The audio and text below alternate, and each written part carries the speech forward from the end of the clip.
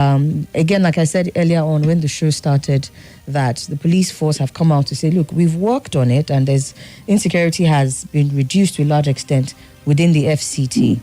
I would like for Maz to share his experience, and then Honorable, you could tell us during your time in active service at the Public Complaints Commission, what did you get to interface with, and what are the steps that have been taken to ensure that all of this comes down? Let's start with Mazi. Okay, thank you. Abuja, good morning, and good morning to our guests today. I must say that since the appointment of the new F.C.T Commissioner of Police, I think I can, to a large extent, give Nigerian Police F.C.T Command some credit. This menace of one chance, it has reduced drastically. It's no longer as it used to be in the past, because before, it's practically every day you hear like 2-3 different cases. But I think the commissioner and his men, they've been able to reduce that as well. Then kidnapping within F.C.T, I think I can also say, maybe I stand to be corrected also, that one too has also reduced, because I observed that it's like the strategy that the F.C.T police used since the appointment of Igwe is taking the war, so to speak, to the den of the kidnappers. So you can find him, leading his men, going into the bushes with a vigilante who have more information in terms of where those people can hide. So it has, to a large extent, I will give them some credit. We still have issues of insecurity, maybe armed robbery and so on and so forth, which is, Nigeria the way it is now. But I think I will give them some credit. Yeah. Okay. All right. He says credit is due and it should be given. Let's talk a little bit about you, sir, especially given your time in active service at the Public Complaints Commission. I know you dealt with quite a number of issues, Honorable Dalhatu. Yeah. In terms of insecurity, what would you say that we did right, and what would you say that we still need to do? Okay, thank you once again for this platform, and purposely to engage with the citizens and the residents of the F.C.T. Because security is everyone's business, and just like he said in the local palace.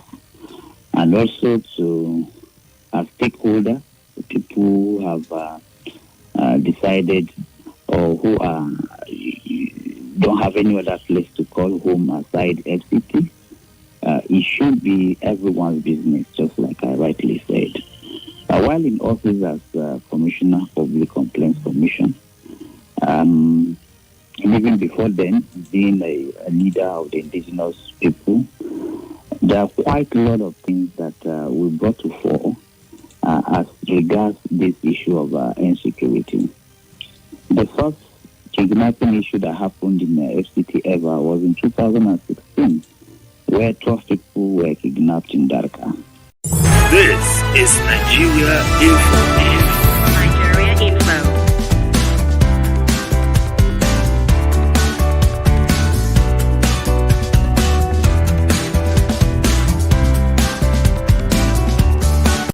This is Nigeria Info. This is Nigeria Info. Nigeria Info.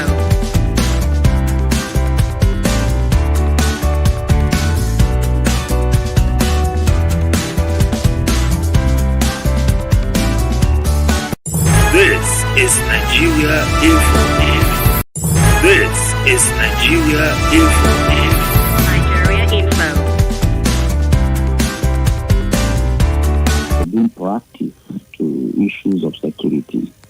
We see where operational vehicles were provided, where he went area council by area council to see for himself and gather some information. I think all of this has been in the past, but they are part of the effort we see him make. But going forward, we really have a lot that is not working for us when we talk about intelligent gathering. Sometimes if you see the way these criminals are operating, you will clearly see that there is a gap as it concerns intelligence gatherings. We have said here clearly, I have said over the time, in fact, even writing to the appropriate authority, to say we really need to engage the locals. We really need to engage the locals. Some of these criminals do not jump from heaven. They come through the roots of our rural communities. And when you have a collection of people who do not have anything to protect themselves with in terms of arms, in terms of training, in terms of mobility and all of that, and that is a route where these criminals come through the F.C.T. Then there is a need for us to close that gap to see how we can empower the locals. We have local vigilantes, we have the Hunters Association, who are volunteer. They voluntarily render services at, pro bono, without anybody paying them any dime. If we can engage them to complement the effort of the conventional security, sincerely speaking, this will be nipped on the board. Because intelligence gathering, when you hear that word, it's local. It's something that is, it's homegrown. It's something that comes from the from the original, settlements that you have around. The city is a cosmopolitan city. You see all manner of people, and then you also have to see how we can involve the traditional rulers. There is a way they will be, actively involved in curtailing somebody. These people you see gathering, and then overnight you see them on the streets of Abuja, they don't just fall from heaven. It takes them time to plan. They have roads, they have where they gather and all of that. So people will just pass and see them and go like, who is this? It's none of my business. But when the locals and the people are given this responsibility of seeing it as part of what they should do in contributing to the security of this town and the peace we should enjoy. So are we saying that this mechanism is not in place at all? Hello? Yes, Honorable. Are you saying that this structure, this mechanism is not in place at all? This local intelligence gathering? No. I can't see it in place. I have not seen it in place. I know there were efforts made by Director of Security to engage with some people at the locality, but it's not robust enough. Quite good. I've also seen the minister recently talking about how he will want to empower the vigilantes and to give them some form of teeth to bite in order to complement the effort. So we need to see this in action. We need to see it in practical time.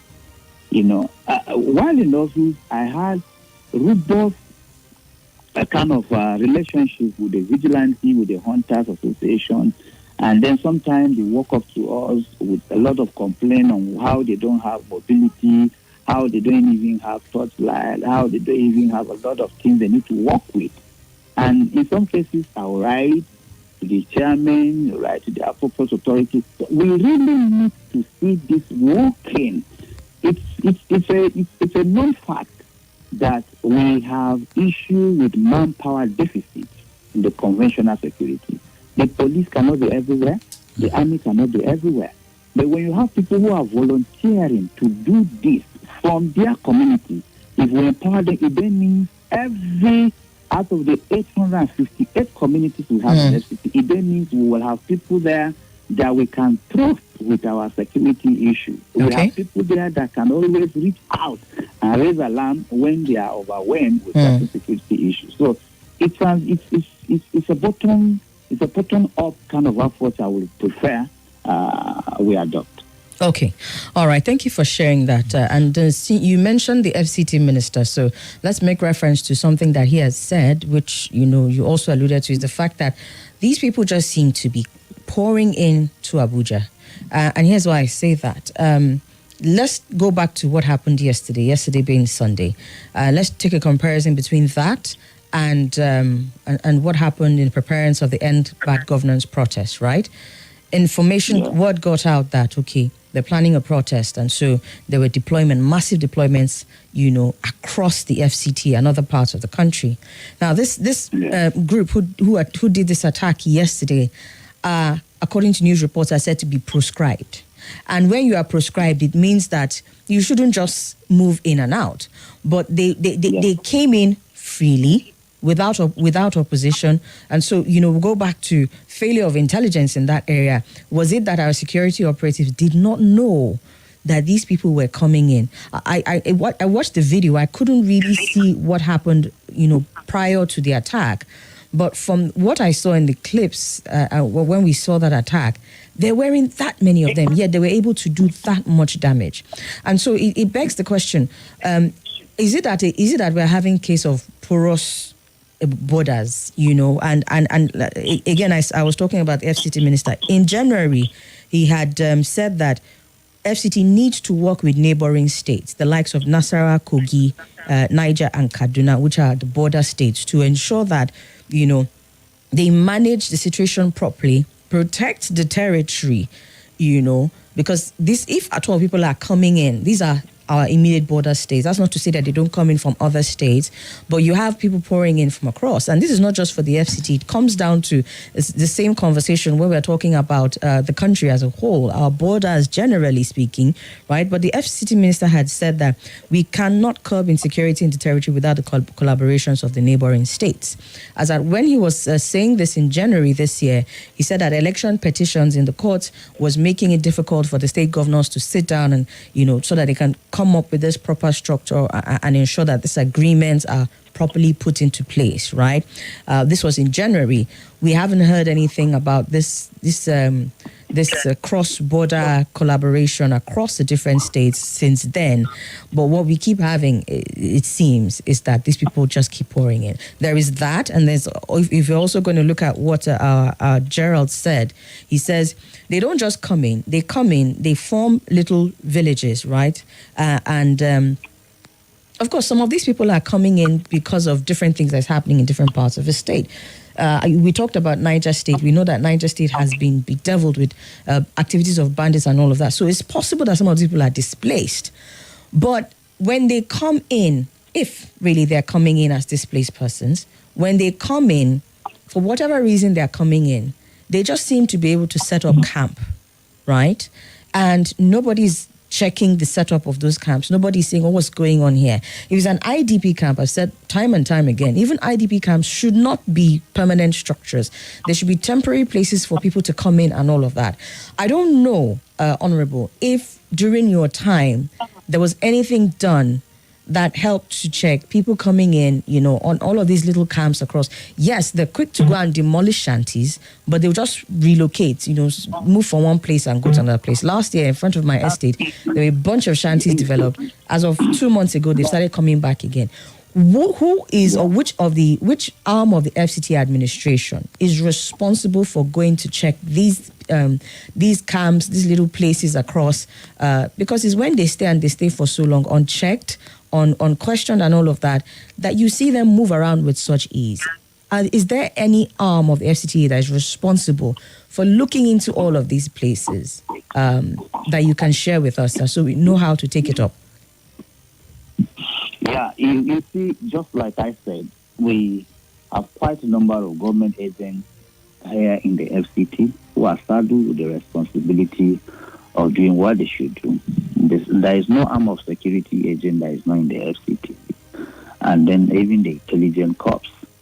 And then for F.C.T administration, you have the Department of the Development Control, the environmental and all of that. Yes, quite really, a number of times you will see them going around to do some routine patrol and all of that. And so they are supposed to actually ensure that some of these camps are not allowed to be in place in the communities. I have also encouraged, and I will still encourage our community leaders, just like I said, if they are well engaged. Take for instance, they are being put in a town hall or on a meeting called by the Honorable Minister and other security agents to give them a marching order We all know Okay. communities of All right. that are there in the FCT. Sorry, Honorable, we need to take a quick break. Quick break. Yes, we'll pick this up just after this break. Please stay with us. You can wake up with one foot firmly planted in the Indian Ocean.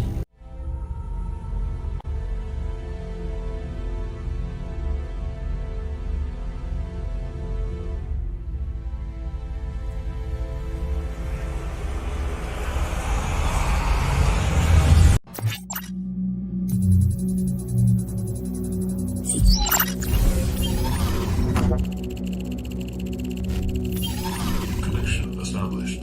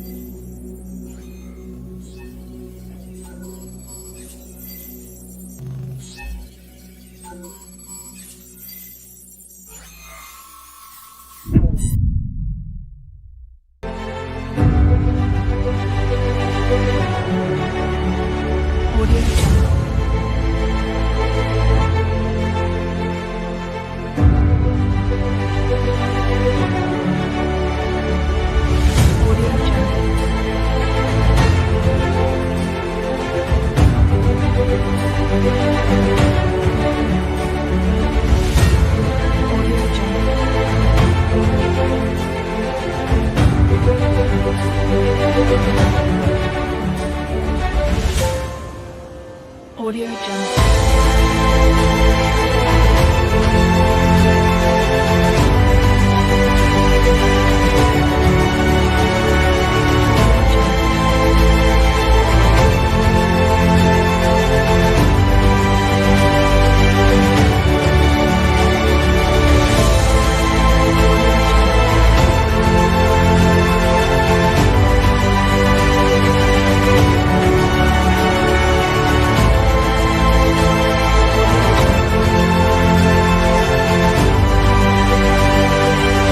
This is Nigeria Info.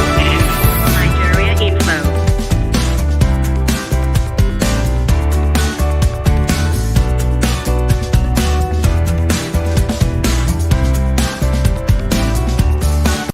This is Nigeria Info. This is Nigeria Info. Nigeria Info.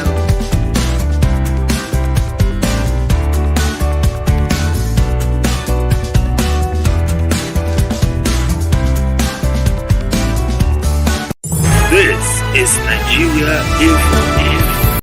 This is Nigeria Info. Nigeria Info.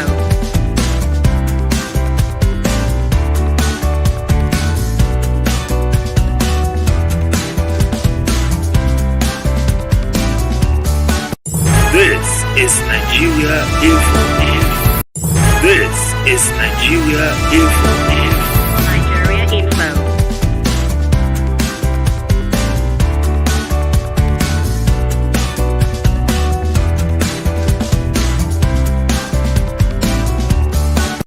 This is Nigeria Info.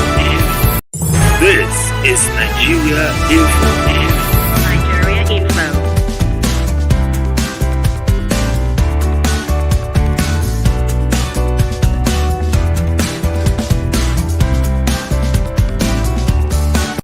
This is Nigeria Info. This is Nigeria Info. Nigeria Info.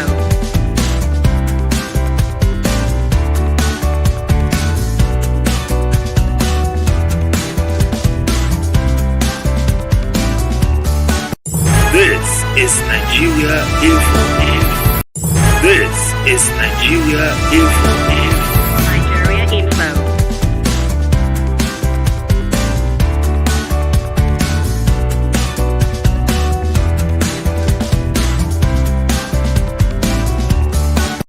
This is Nigeria Info. This is Nigeria Info. Nigeria Info.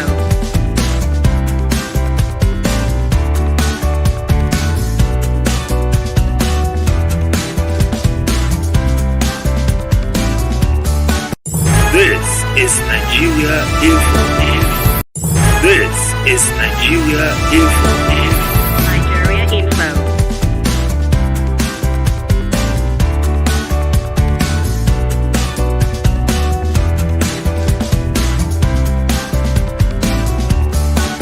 This is Nigeria Info.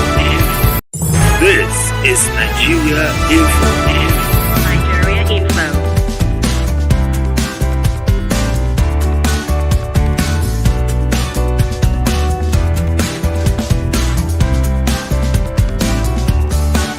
This is Nigeria Info. This is Nigeria Info. Nigeria Info.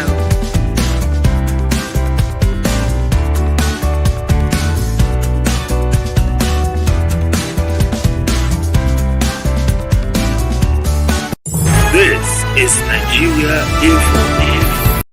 This is Nigeria Info. Nigeria Info.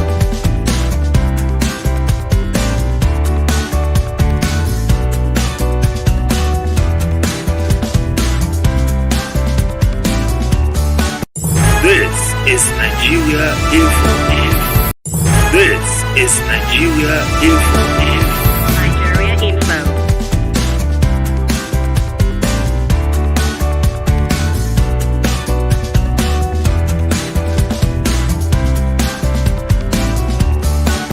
This is Nigeria Info. This is Nigeria Info. Nigeria Info.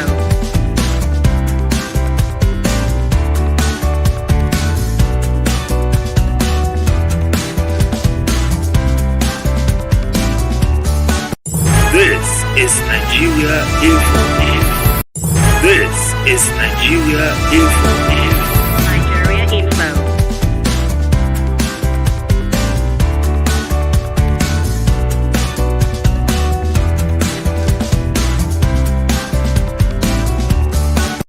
This is Nigeria Info.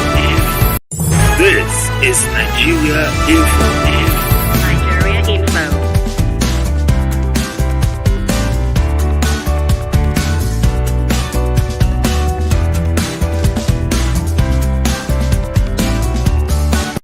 This is Nigeria Info. This is Nigeria Info. This is Nigeria Info.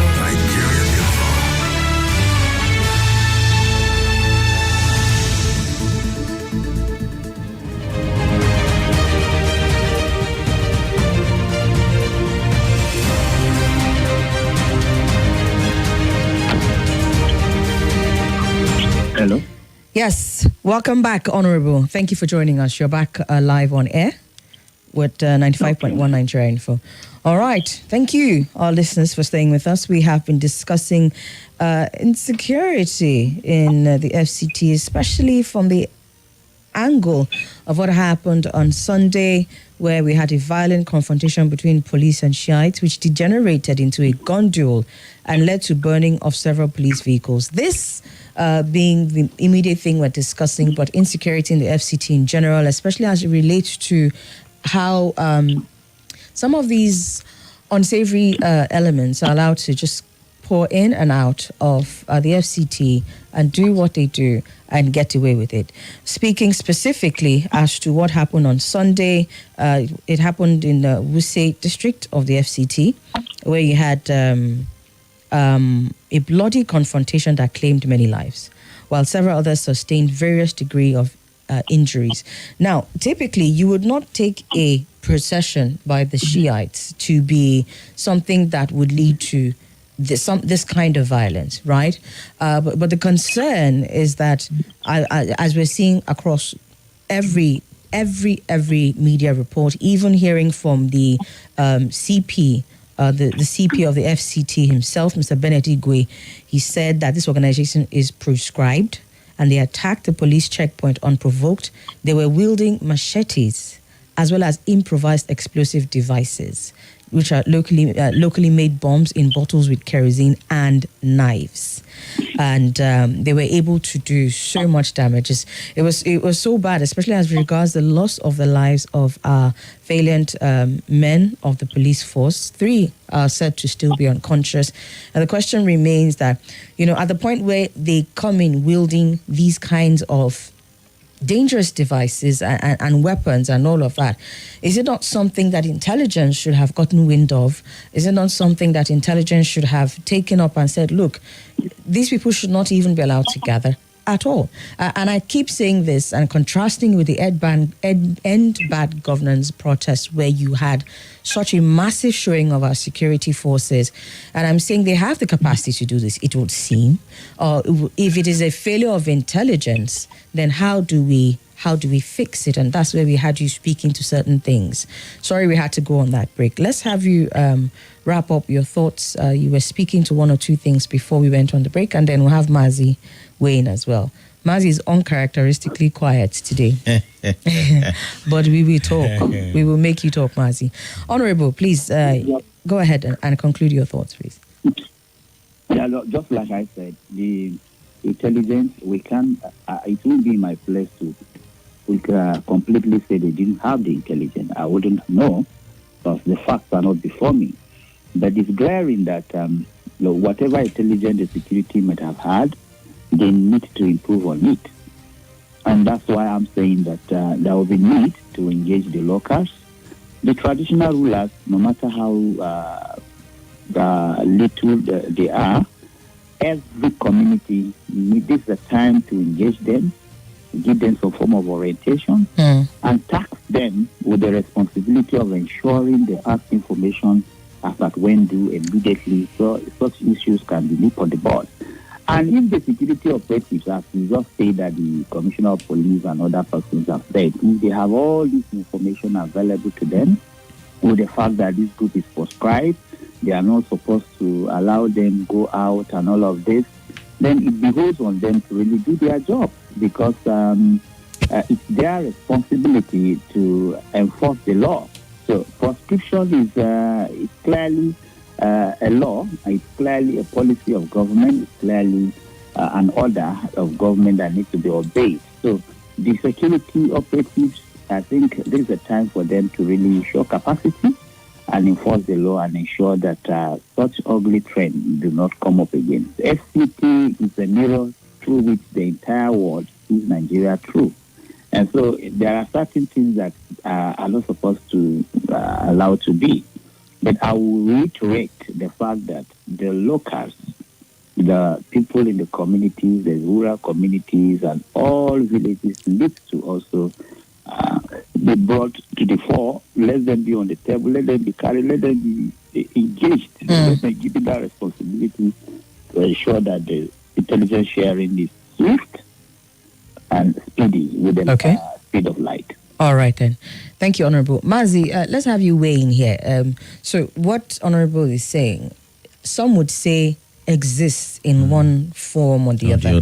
You would have communities who are saying, look, we need to take responsibility for our security, right? And so they have some mechanisms in place. Estates across the F.C.T, other communities have been known to engage the services of these vigilantes and all of that. You also have similar things happening outside of AMAC, across the various area councils in the F.C.T. So what Honorable is saying, though it makes sense, is already in existence.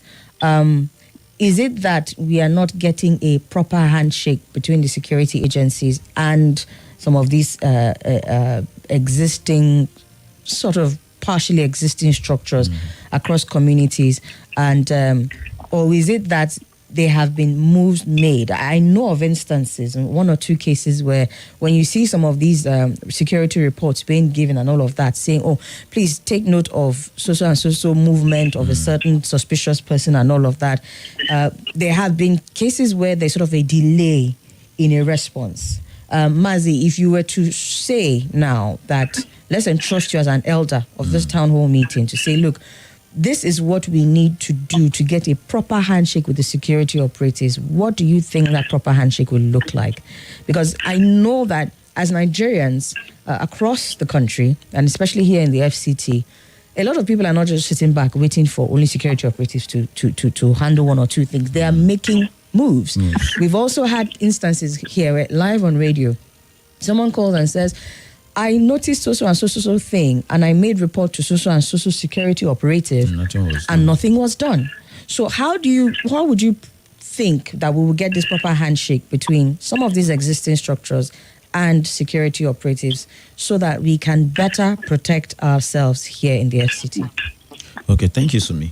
Number one, there are a few things that Honorable said, which I agree with him 100%. Number one was that he reported some issue under the administration of Bello as FCT minister. Since the inception of this town hall meeting, I've always been saying that administration was the worst FCT ever had. 7 to 8 years, you wouldn't know that we had an FCT minister. There was nothing. So I'm really not surprised by what Honorable said. That was the issue. But now, at least you have somebody who is active.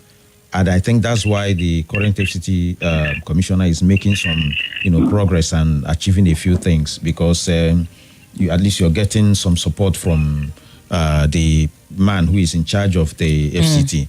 That is number one. Number two, Honorable also said that some of these structures, he didn't deny that they don't exist, but they are not robust enough. I'm putting his words now. And that is true.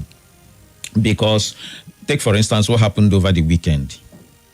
You want to tell me that one or two people didn't see faces and say, this guy or this lady looks like the Shiite guys?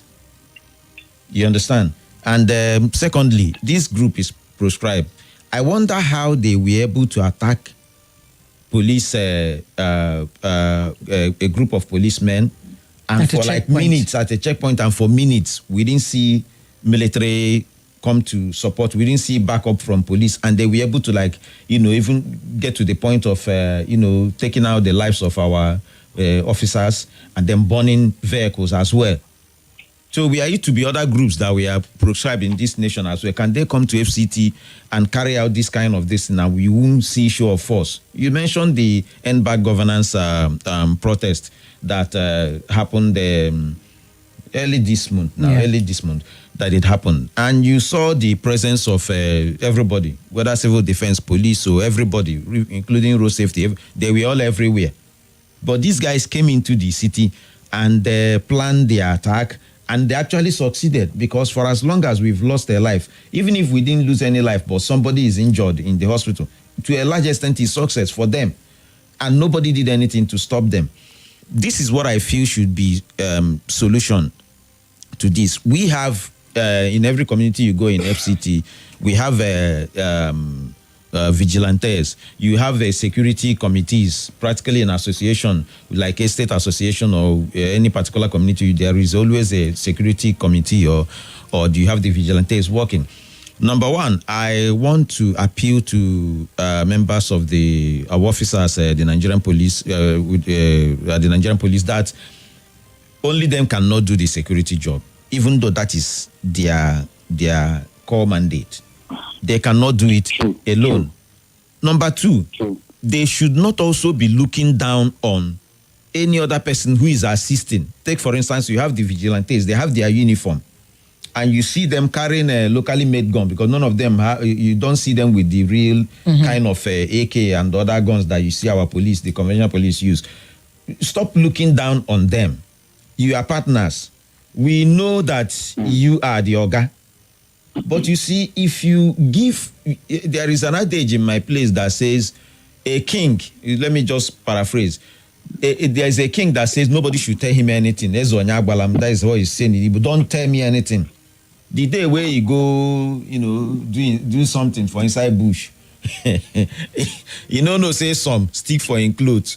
And flies were following him, and everywhere was smelling. And because he doesn't want anybody to tell him anything, they couldn't tell him, say, "Oh, God, you stained your clothes and it smells." They allowed him go to where he sat with other SS, and they were the ones who mocked him and laughed him and chased him out of that place. I am appealing to our brothers and sisters who are working in police. We appreciate the sacrifice you're making to protect us, but please do not look down on anybody when it comes to security. When it comes to, and that's why I think I have to also give credit to the current F.C.T commissioner.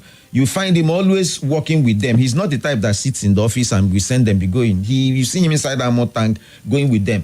Please carry people along. If somebody approaches you and say, "Oh, I'm secretary for committee of XYZ estate of so-and-so street. I'm here for something." Don't start, pushing out this attitude like you want to teach me my job or you want to come take my position. No. If he's coming with an information, be friendly.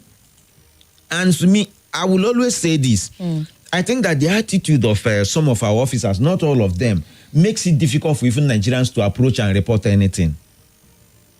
Number one, the body language alone. I mean, you're coming. Okay, I'm coming to say I saw Somi with something like looks like a gun. I'm not saying that Somi came with a gun, but the thing looks. Can you go check out? They already grabbed. Even some of them will grab you, keep you there. You're already a suspect for reporting.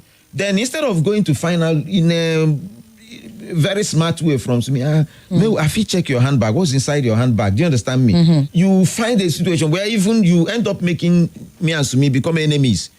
You already, the way you keep me now, at least when you drag Somi to the station as well, you will see me. Why are you detained here? And before you know it, Somi will now know that I was the one who went to police to say, "Oh yeah." So now your life, the one who came to give information, your life is in danger. So please, I'm appealing to them when it comes to security. Everybody can be useful. Even a primary school child can give you an information that will save the whole nation. You understand what I'm saying? They need to change the attitude, the way they relate with people. And then secondly, we have police stations everywhere. It shouldn't just be where you detain people for fighting and XYZ. Once in a while, like you have let's say you go to some remote places, you have small police station that you know that if you walk into there, you won't see more than 4 officers, most times 3.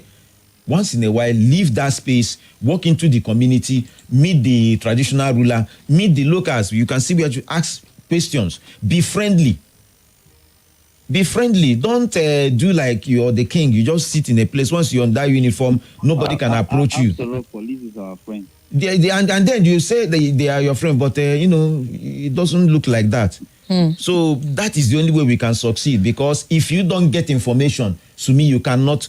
Do you know that small information from somebody, a phone call or text message, could have prevented this thing that happened over the weekend? But who knows? Maybe you are not, your disposition doesn't show like you're somebody who will, need help from anybody. Now look at what we are talking about. We've lost lives. We've lost properties. And even more painful is that the lives that we lost were that of policemen. I mean, every Nigerian life is important. I didn't hear that those of the shy that anything happened to them. Well, we don't have any report about that yet. What we do have is that two policemen confirmed dead, and another 3 more unconscious. It's sad. Yes, that's what we have now. All right, let's take a few. Yes. Maz, you have just raised now is the issue that we are going round to talk about. Collaborative effort, synergy with the locals and the other community members. There's something we used to have called neighborhood watch. Neighborhood watch, yes. The conventional security operatives people seem to have more confidence and trust in their judgment. And so this should give them more impetus, the opportunity to come down, just like Mazi said, to engage with the people. For instance, if you have a DPO in a place, the DPO should not even transform himself to be a local king with palace where is only the subject that will come to meet him. No. He should be seeing DPO being deliberate to reach out to the stakeholders of that community area that he is manning. They should see DPO encouraging the youth to form these vigilante groups. We should see DPO engaging and training them on how to even operate. Okay. I'm telling for free, some of these youth in the local communities, if they see DPO coming down to engage with them, let there be announcement that, hey, all the youth of this community, the DPO of this area is inviting all of you. He wants to meet with you at the Chief Palace or at the Town Hall for a meeting. And then you see DPO talking to them to say, see, security is everyone's business. We want to encourage you to form reliably. Let's get truthful people, people who are questionable in their character, reform cells. Will be coming to engage with you with some training, share intelligence with us. If you don't protect yourself, we as security operatives enough cannot just do it. So we need you to be on board, and then you engage with them time to time. I tell you for free that we'll have some semblance of peace and tranquility in our community. Okay. Just like Mark, you said. Yes. When you just sit, the only time you see police engaging with people at the local places is when they go to report case or when they have come to arrest you. No, we should be very, very professional to engage. The time we are in now, unlike before, you have only few number of persons in the community, but the population, as we speak, have tripled in terms of growth. Compared to the number of our police officers. Yes. Security is really in that state, and this is the True. is glaring. Okay. So we should be dynamic, you know, we should be flexible in seeing how we can now woo other persons from the community to complement the effort of They are doing well, but they really, really need to do more. Yeah. All right, Honorable. Let's take some calls. Let's hear from the people. Hello, good morning. Hello, good morning. Yes, welcome. Good morning, Namdi and our guest. Morning, sir. Mr. Donatus, can you hear us? Yes. Okay, your network is a bit shaky, but let's hope we can hear you. No, it's Can fine. you hear me? Yes, we can hear you. Okay. I think the job there should not live by only the police alone. You understand? The Ministry of Communication should be involved. The Ministry of Information should be involved. You understand? Why I say so is that at least this, in times like this, they could have communicated 99% of criminal acts being committed in this country is by communication. By phone call, by text message, and the rest of them. I think the Minister of Communication should be able to report to police that look at what is happening, look at what is going on. You understand? Then the police will not take the action. The Minister of Communication should be able to communicate to the police to give them the information. Okay. You understand? It's not at the dying minute you only leave the job to the police. It will be too much for them. Okay. It's just like they're taking them unaware. You understand? This has been happening again. These shares members. You understand? If you look at them, you see them from infant from maybe a month, maybe a man of maybe 60 to 70 years. So this is not something that just one just. Okay, Mr. Donatus, the network didn't allow is bad, you. yeah. Yes, but your point noted. Again, although I must say, I don't know that in all the shared processions that we've had in Abuja, they've all been violent. I don't know that that has been the case. As a matter of fact, there is a denial of the allegations leveled against them. The IMN, they said the reports that police officers were attacked and killed by its members during their Arbaeen procession, they said this was untrue. They said that it was the police officers who attacked the members and in the process killed their colleagues. So now we're even getting conflicting reports. The police is saying this is what happened. The IMN are here saying this is what happened on their own end. The one thing that is clear is that there are videos that are circulating where we see vehicles being burned. You know, some of them still like wielding weapons and trying to attack and all of that. And but they always have since they started. You know, since the Buratai incident. Yes, issue, I remember that incident. Yes, I remember that incident. Every time they are in Abuja, if you ask anybody to call, whether they are passing through UTC, whether it's through Banex, whether it's they are passing through Wuse Market, there is always that apprehension, fear, like anything can happen, because they have this. Looks like they're a bit, violent. No matter how. How does one look violent? No, I mean, as in once you hear that name and the way they are marching and going, people always, have that fear, like they might. I think just nothing can actually trigger them. I don't know why is so, but they constantly coming to deny doesn't help matter, because if they had a leader there who, and truly that their intention was to do a peaceful protest, there's still a way, even if there's provocation, you can stay back, and then your head can go talk to the police, right. and then without having this issue. All right, we need to go on a quick break. Kuka or our incredible Dafajika. I don't have a favorite food because everything my mom makes is great. This is Nigeria Info.